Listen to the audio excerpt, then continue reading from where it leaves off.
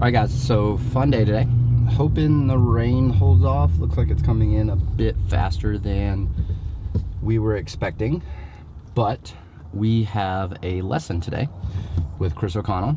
He is a top level coach kind of within the golfing realm. Coaches the likes of like Matt Kuchar, a couple other fairly notable names. And he's kind of helping me with a pretty big swing change. So the entirety of me playing golf, like kind of throughout those 10 years of competing, natural shot shape was a draw. And wanting to get back into competing, Chris was like kind of talking to me about how with the increased speed, a fade would be a little bit easier to control. So kind of started with him February-ish time. So I spent about 2 months practicing, just kind of getting some of the feel back for golf clubs. And then started with him and kind of started on this big swing change. So it's been an adjustment, learning to hit a fade, but it is a lot easier to control. So I'm pretty excited for that. This will be our third lesson, so more of a tune-up today. Just kind of go over some stuff with the driver, and then starting to get into wedges today as well. So a big portion of the swing change has just been kind of block practice. So block practice is just consistently doing one thing and learning that skill. Variable practice is kind of how you play golf. So like in a round, hitting different shots each time you walk up to the golf ball. So I'm probably starting to transition into variable practice now that the skill is starting to come back. So yeah, so we're going to be kind of getting into some of that today, and I'm excited. Chris is a great guy. He's a really great coach, great mind, thinks very mechanically. Check him out. His company is called Plain Truth. We'll dive into the lesson.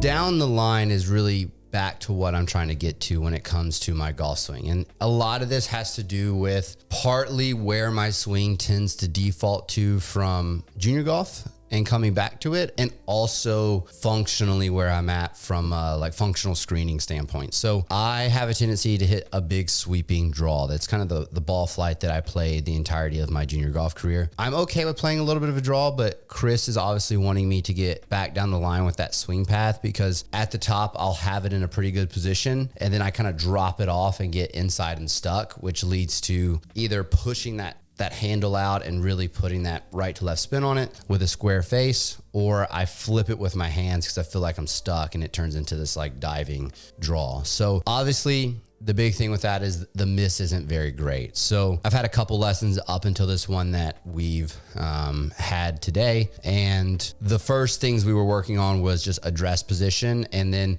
getting that right arm internally rotating from the top. So we kind of had that as preset. What that does for me is it gets me a little bit closer to the ball. It does force me to bring it back down the line a little bit better. And then that cue of right arm internal rotation from the top, it's almost like a casting cue, because I do drop it so far inside with a lot of lag that it does bring me back down the line. Because if you know Chris and any of his stuff, he's very big on keeping it in that circle and that plane and trying to hit a similar shot with that as your stock shot being like a baby fade. So you're hitting the back of the ball there and you're putting force through the ball. Yeah, I mean, there's no curve to it. What feels different to you there? Path-wise, nothing. Just literally just impact. Okay.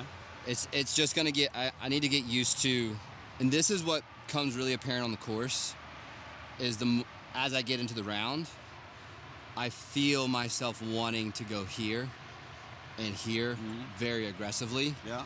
Especially like get over a tee shot like what's the hole here? Water down the left. Where at? Here? No, at Twin Creeks. 8. Okay. Where you're like that dog leg left with that water left. I can feel myself just like wiping the ball. Your instinct's to keep the face from closing and swing to the right. Well, it's going to block it way right or hook it. And so I don't want a swing that's inside out. I don't want a swing that's going left. outside in. I want a swing that's going in a circle. And can you see my hand here's on the inside of the club? I need my hand to go to the outside. If it stays on the inside, can you see, Luke, it's just, the face isn't going to close. It's a weak fade. It's a weak, spinny fade. That makes sense. Really good. Now, that's a perfect shot. Come back and look, and you'll see the direction of that divot Left. is left. Now, it wasn't left when you hit the ball. When you hit the ball, the club was moving right at your target for about that long, and then it came here. But if I just take this, I'm gonna close this ruler yardstick, but can you see how my thumb is still on top of it? Versus, can you see I'm doing it? No, I don't want it. The shaft being round screws us up. We think we're supposed to roll it. If it were square, can you see right there? Do that for me and just go ahead and close it. But you're going to keep the skinny side on top. There. That's perfect right there. Perfect. Okay. Sounds like a tennis racket.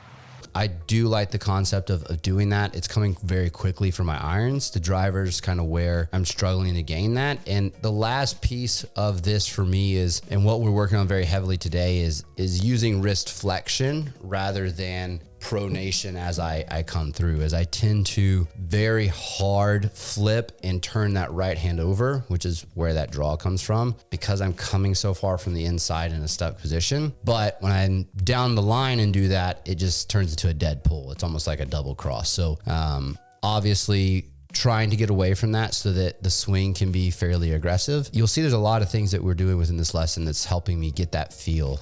The biggest one for me was the ruler and trying to get that ruler passing square through with wrist flexion rather than turning the ruler over. I'm actually going to be buying a ruler for my golf bag to drive that cue there. This is really important because getting me back down the line from a control perspective is going to be massive, because I do tend to, with a little bit of internal rotation issues on my left side, get into potentially some slightly early extension, some swings, but really just dropping that club off and getting stuck. So a lot of this is moving that stock shot into a fade, which is a little bit weird for me. It's hard to see on the golf course right now, but it's really coming together with the irons, and just need to see it come together with the driver. So yeah, that's probably the main thing that we worked on today, is that last piece of tying it all together with how aggressive I let my hands go through and what it looks like to let my hands go through properly with getting it back down the line and hitting a fade and that divot going a little left of target. So really, really happy with some of the feedback and looking forward to getting practice in that. Good? Yeah. With that down there, it's a non-issue now. You're not going to miss aim with that thing down there. Good. So that's been my miss most of the time? I wouldn't call it a miss. That's in the fairway. It drew a little. Felt like a double cross. It started like if blue flag's target line, like 5 yards right of the orange flag. Okay. No, like very minimal, like rotation, like draw, fade, anything. And it makes me wonder if I was just aimed 20 yards left. Yeah. And it was a 5-yard pull. You're probably aimed left, because I promise you did not come over the top. That would hit a straight ball to the left. So that's why I was like confused. Your lefts are always that way. But you might have made a good swing aiming left. I think that's what happened. And I think which now your next one you're going to say, here comes high right. Yeah. Which is exactly what happened, right? Like I hit 4 fairways. 2 of those weren't with driver. That's like not acceptable. I don't care so much about fairways. You need to be able to get the next ball and to have a clear shot to green. The last piece in this lesson that we're working on is the wedges. And I do have a wedge matrix that I play where my yardages cross each other for each wedge. One of the things Chris was working with me here is is a little bit more trajectory control.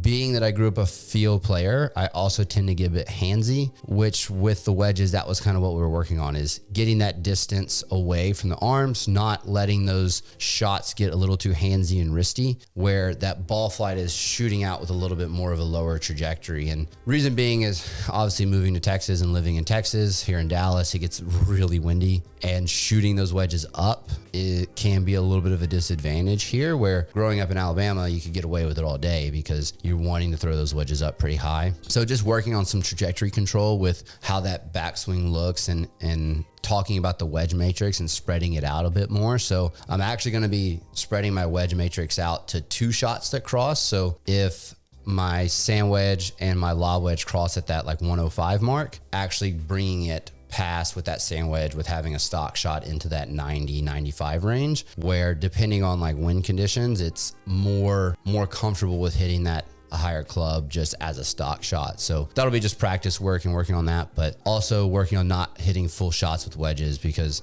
with that new like getting wide and limited wrist action that we worked on, when I go into that full shot, that last piece is that wrist motion at the top, and I do tend to launch them pretty high. So it's going to take some work. I really liked it when I was consistent with it. I actually stayed about 30-45 minutes after it and practiced this and just hit wedge shots to a couple of different pins. So a lot of distance control work. I think I'm probably going to try to get on a TrackMan and have a clock system where I have like 9 o'clock, 10 o'clock, 11:30 for every wedge. And then I also have like a feel set up where it's like a little bit of an open stance knockdown shot that I like. So that would cover the 4 shots for the wedge matrix that I'm looking for. So really happy with how that is coming along, and the trajectory was a big difference. So really looking forward to that on the course, where it will make a really huge difference from a distance control perspective with the wedges.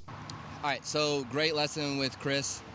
We get along really well just because he's very mechanics based. He speaks from like mathematical, like force applied, and kind of how do we create that with the golf swing. So for me, I digest that well. Worked on some great things. So kind of just like linking the pieces together. So the last piece of like making that fade consistent and taking away the two-way miss for me is getting that hand through and allowing that to be flexion strictly rather than flexion and rotation, which is getting that path down the line and hitting a fade. So that was great. And then not growing up in Texas, growing up in Alabama, playing wedges out here has been a little bit different, right? Because I'm used to being able to get away with flighting wedges high.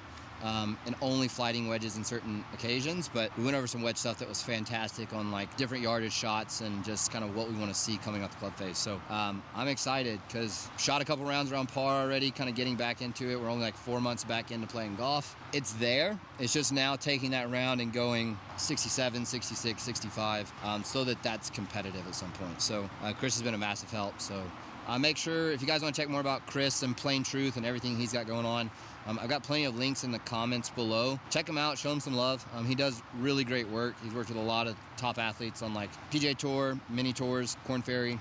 So make sure you check that out. Make sure you like the video, subscribe to the channel, and turn on notifications. We've got a whole lot of content coming your way. We're going to document this entire journey of me coming back to golf. Till next time, take no off switch and pursue results.